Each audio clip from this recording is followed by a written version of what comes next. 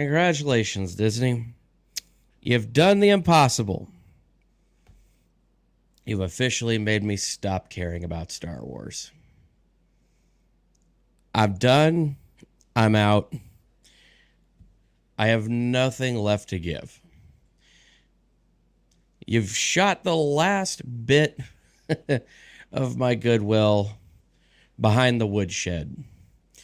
Yep, it's done, folks. I'm done. That's all there is to it.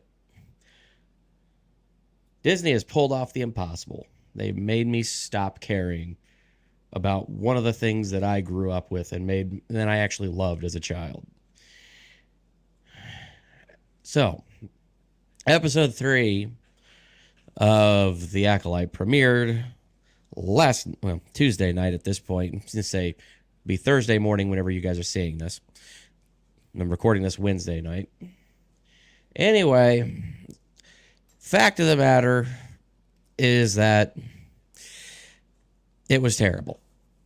It completely retconned most of Star Wars, all the important parts of it anyway. At least some of the most important aspects. And yeah, after it all, I just don't care anymore. Because you guys have just sucked all the fun out. Now, that doesn't mean I'm going to stop talking about it. Doesn't mean I'm going to go away, and doesn't mean that I'm going to not completely, every time that they put out more of this absolute tripe, that I'm not going to completely shit all over Disney for it. And look, I'll be completely honest with you guys. If Disney ever does decide to pull its head out of its collective ass and fix this fucking thing, which at this point I don't think it could ever do, side of, denouncing, the entire everything that they've done, pretty much. Well, that's my line. Doesn't have to be realistic. That's it. Don't like it? Door. That way. So, here we go. Let's just talk about this. So, back a couple days ago, actually about a week ago, a little over a week ago, Film Threats Chris Gore came out saying that the third episode was going to completely break Star Wars. Boy, he was right. They said they were going to, introduce, space lesbians, birthing twins to, this whole idea of that, they're going to redefine the Force, making it an entirely female thing. All this on the heels of a little bit of funny math on behalf of Disney, saying that Acolyte was the best series opening of 2024, even though the fact of the matter is that only 4.8 million people showed up to actually watch the damn thing out of 150 million subscribers.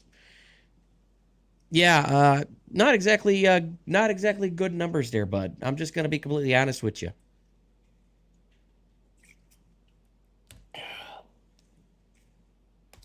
Can you tell how fucking done I am with this shit? So, here's the deal. They did a little bit of that funny math. Turns out that it was probably it was the lowest performing series in recent memory. In fact, its viewership from its beginning to now has underperformed Ahsoka. I'm not even joking about that. It has underperformed Ahsoka. And Ahsoka, prior to this, was the second lowest rated show next to Andor, because just nobody watched Andor. I've heard people tell me Andor's good. I haven't watched it because I just didn't care. It's an ancillary story, which is in the past of Star Wars, that didn't frickin' matter. Well, what else was I supposed to do? So, here we go. Forbes actually coming out saying that episode 3 of The Acolyte was the most disappointing Star Wars episode ever made. Cheers to that.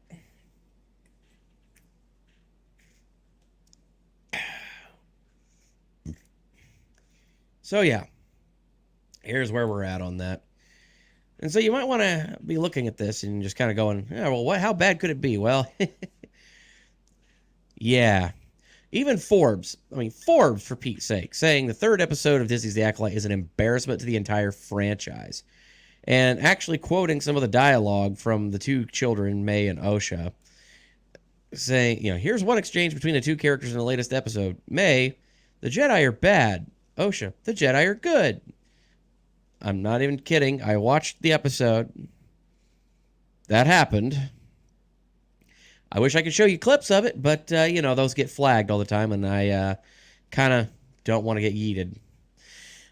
Later, the same two characters, the twin protagonists, antagonists of the story, as the children of the flashback of the episode, say to one another, "What have you done? What have you done? What have you done?" Yeah, there is literally that exchange at the very end. And there's so much ridiculous setup. I'm just like, on the one hand, there's a bit of a mystery. On the other hand, I just don't care anymore. Yeah, Forbes even saying, I want to ask Disney the same question. What have you done? Yeah. Well, considering the fact that right there following the end of, the second episode, and actually the third episode, between the third episode 2 and episode 3, after episode 3 had premiered, literally hours later, June 12th, this had dropped, the audience score had dropped 10 points from 33% to 23%. And then it continued to drop even further to 20% right there. Putting it on par with the Star Wars Holiday Special. The Star Wars Holiday Special had a audience rating on par with The Acolyte. That's how bad this thing is. Oh, but it gets worse, folks, because not long after that, as I made sure to clip here, I clipped this earlier, that it had dropped to 19%. It is under 20%. That was as of 4 hours ago at time of this recording.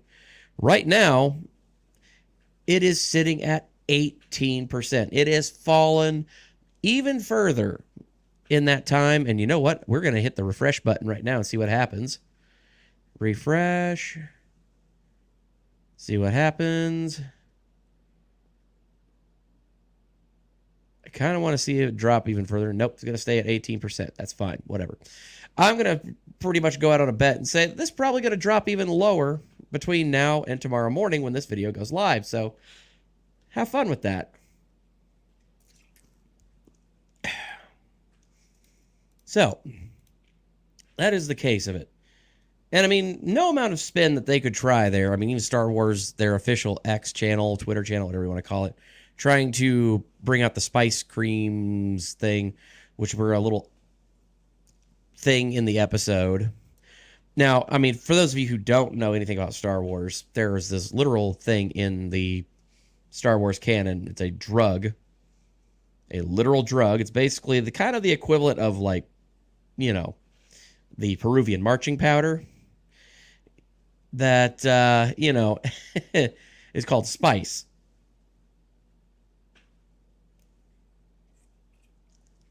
Do with that information what you may. And I don't know why they're making it into a delicious children's treat, but hey, you do you, lesbian space witches. And this post absolutely got ratioed. I had to bookmark it so I could come back and check it out later. But yeah, this got completely ratioed. People just absolutely dunking all over this. And, well, I got to ask, okay, people are asking what's so bad about it? What is happening in this episode that makes it so terrible?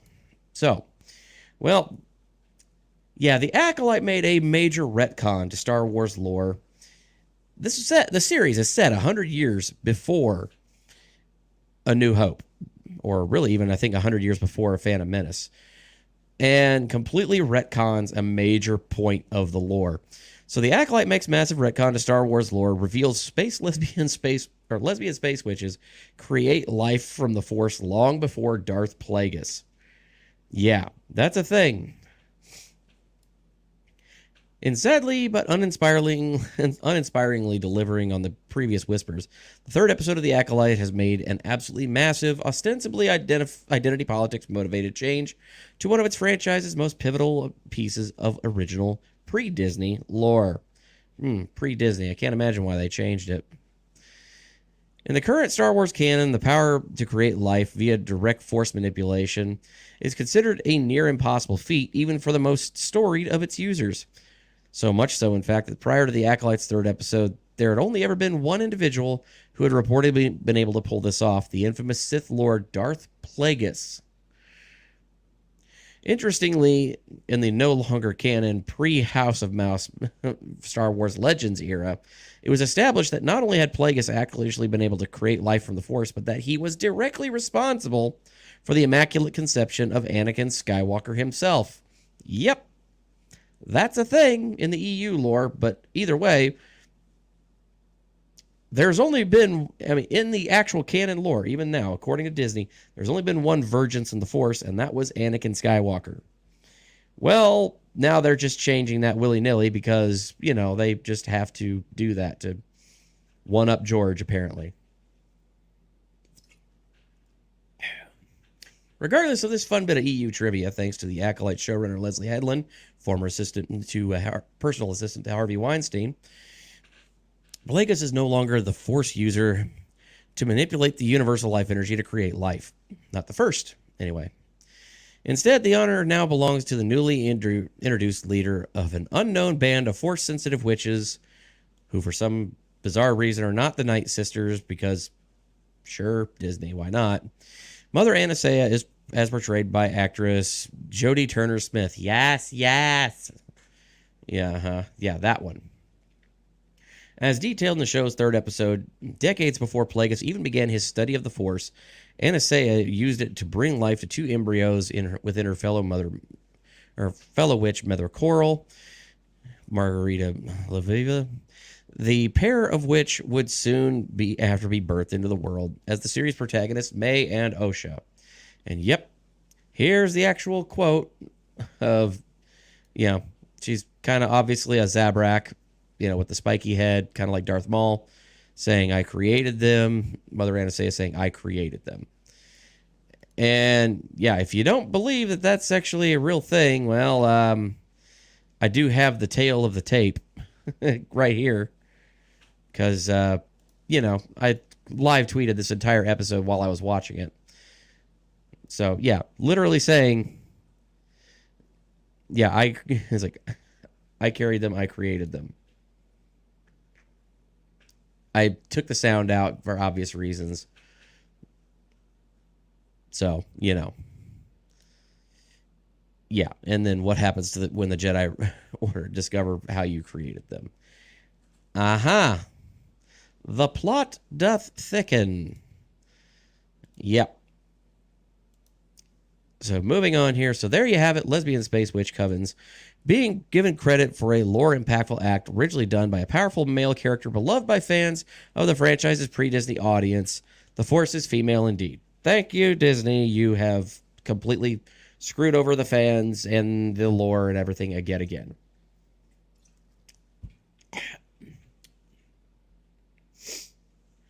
Can you tell I'm pissed? I don't ever drink on stream, but I'm pissed. I'm mad. I'm just absolutely angry right now. Anyway. So having done that, let's just get to some of the highlights of this episode. So, yeah, literally in this scene right here, a bunch of lesbian space witches in a giant stone tower built into the side of a mountain are praying to a giant hole. I would just like to repeat that. A bunch of lesbian space witches are praying to a hole. Do with that information as you may. Make whatever jokes and inferences you may from that point. I'm not here to... I'm not putting in any more effort into this episode or any of this stuff than the actual creators of this put into it. So anyway, after that happens, the Jedi show up asking about the kids. That's when we get the drop. Where is their father? There is no father. Yep. Yeah. The Jedi in this episode, despite the best efforts of Lee Jong-jae, and gotta admit, Lee Jong-jae is the best thing in this entire series. He is legitimately trying. He is legitimately acting. He is doing the best that he can and bringing as much gravitas to his role as possible. It's just unfortunate that it's in service of shit. So I'm giving credit to Lee Jong-jae. So before you a bunch of dumbasses out there start calling me ist or an ist or a phobe or whatever, I'm literally giving credit to Lee Jong-jae for actually putting forward a lot of effort despite what he's given. So, cheers, sir.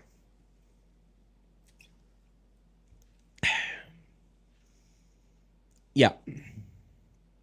And further, leading hard into the insanity with this quote with the, I carried them, I created them. What happens when the Jedi discover how you created them? That's a part that a lot of people skip that. A lot of people I've seen that have clipped this particular part in general. They clip it right after she says, I created them. They forget to clip this part where it says, and what happens if the Jedi discover how you created them? I think that's important. And the episode further goes on with a message on the patriarchy, because of course we have to. And say it's about, literally Mother Anastasia saying it's not about good or bad, it's about power and who was allowed to use it. Yeah, the same chick who earlier on in the episode shows her thread manipulation. Yeah, the Force is now called the thread, according to this chick.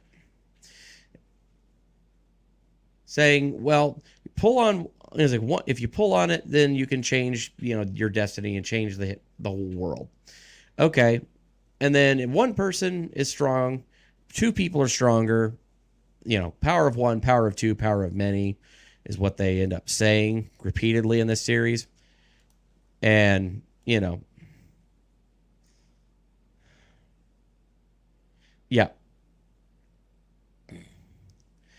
Yeah, they do a whole chant here, power of two, power of many, blah, blah, blah. You can't hear it because I muted the sound. But yeah, that's literally a witch chant. It's literally a witch chant. By the way, I would like to just make this casual reminder, not for any particular reason, but this casual reminder that Dave Filoni is the creative director over all of Star Wars, the guy who is in charge of all creative, story-driven things going on at Disney right now. And this is Dave Filoni's wife. Yep, this is Dave Filoni's wife, with a coffee mug that says "Drink coffee" and "Hail Satan," and "Abortion is healthcare." I would just like to repeat. This is Dave Filoni's wife, the guy who is in charge of the creative decisions for this series and all of Star Wars going forward. Just in case you wondered where your views and your money went to.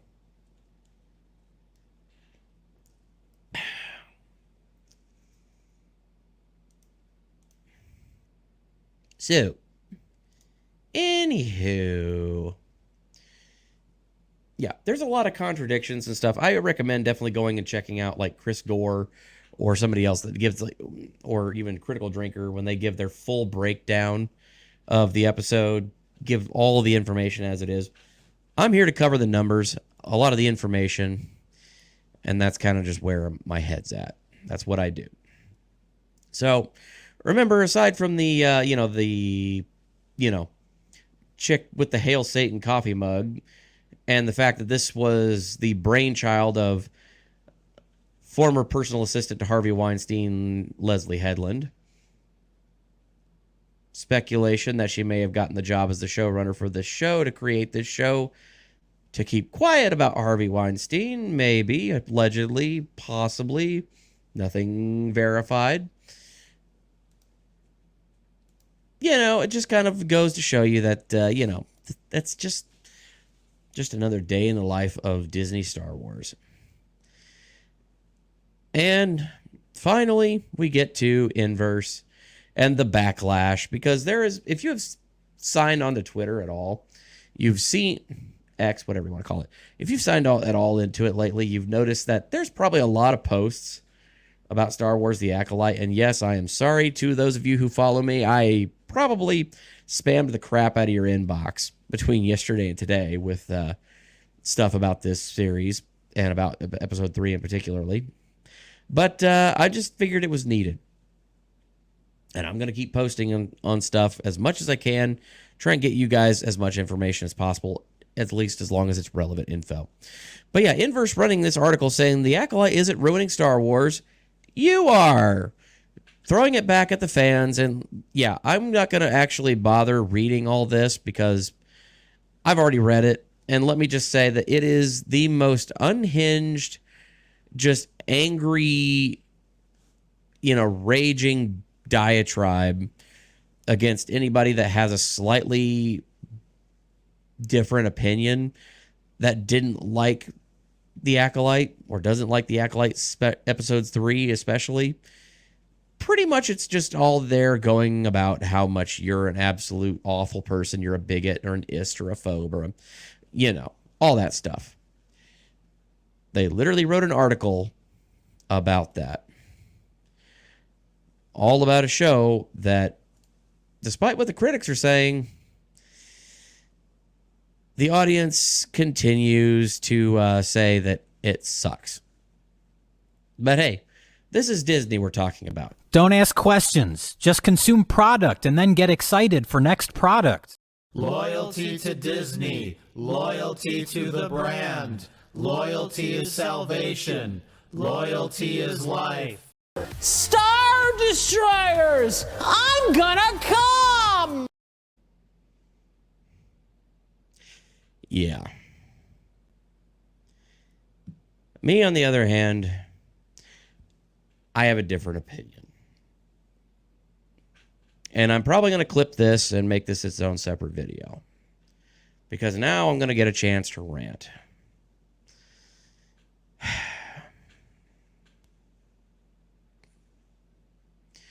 Y'all, I have tried for a very long time now to continually say, you know what, this sucks, but I'm pretty sure that we can pull it around. That at some point or another, the series, the franchise, all of it could potentially be saved. That is not the case anymore. I posted this a couple hours ago as a response to Critical Drinker's, review of episode 3. So go see it if you want to. It's official. The Acolyte episode 3 broke me. All the times that I've held out hope, it's been dashed. I've given up the last hope that Star Wars in any way is salvageable under the current Disney regime. It's dead. It's never coming back. It's time to mourn and move on. And I feel that. I really do. I hate to say it. Now, I will still, of course, love the original trilogy. I was never a big fan of the prequels, but I do have them. I will forever cherish the original trilogy as it is. I have the 4K despecialized versions. I've got the original 720 despecialized versions before George decided to muck with them. I'm going to hold on to those. because those are the originals. Those are the ones that matter. Before Disney, before Lucasfilm fell to the dark side, before anybody had anything that decided to basically change the lore. The original trilogy, the original 3 movies, Star Wars, Empire Strikes Back, Return of the Jedi, and no, I do not call it A New Hope because it is Star Wars, as it was originally named in 1977. A New Hope was not added until several years later when it was re-released in theaters. Here's the thing. I will always cherish those movies because they are their own self-contained story about Luke, his rise to the Force, his hero's journey, the redemption of his father, Darth Vader. Those are a timeless classic tale. I hold those up to the same level as I do Lord of the Rings. It just is what it is. Don't agree with me? That's fine. Deal with it. I don't care.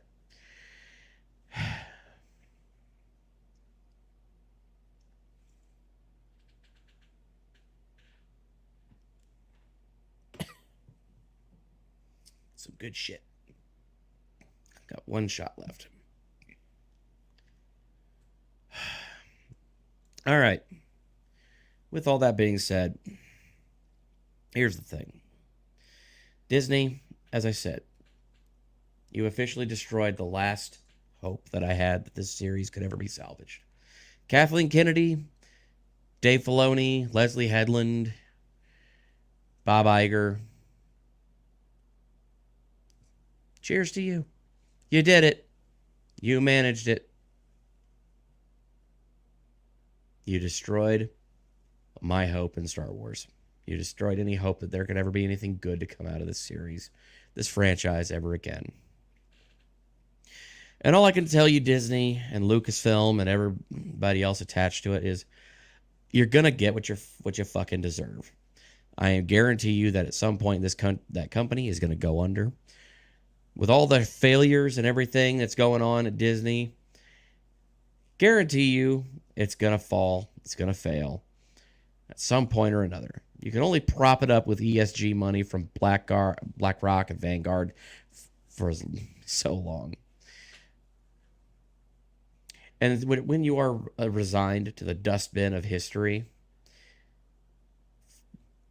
especially for this kind of a transgression, no one will mourn you.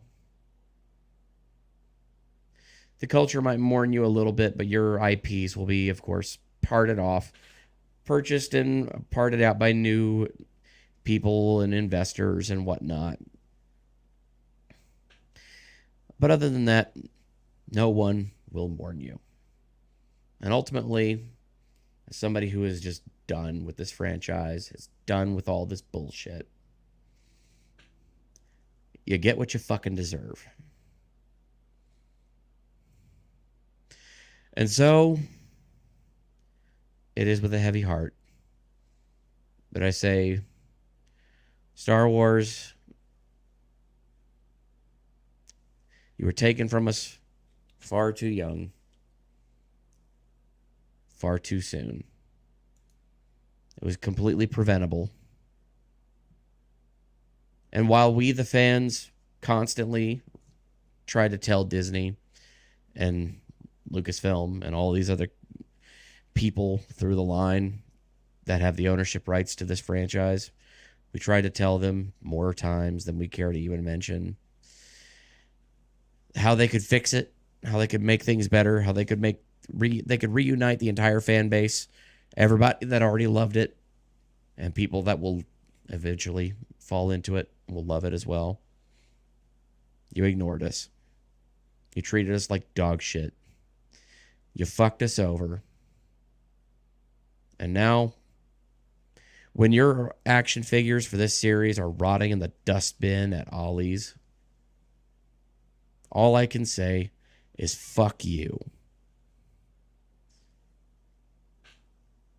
Because you gave us a giant fuck you. You know what? We're going to have the last laugh, not you. So enjoy your time in the sun. Enjoy it as your stocks crumble, as your company fails, as your park attendance dwindles. Fuck you. Heartfelt. How does it feel to have lived long enough to see all of your favorite franchises go down in flames? Feels great.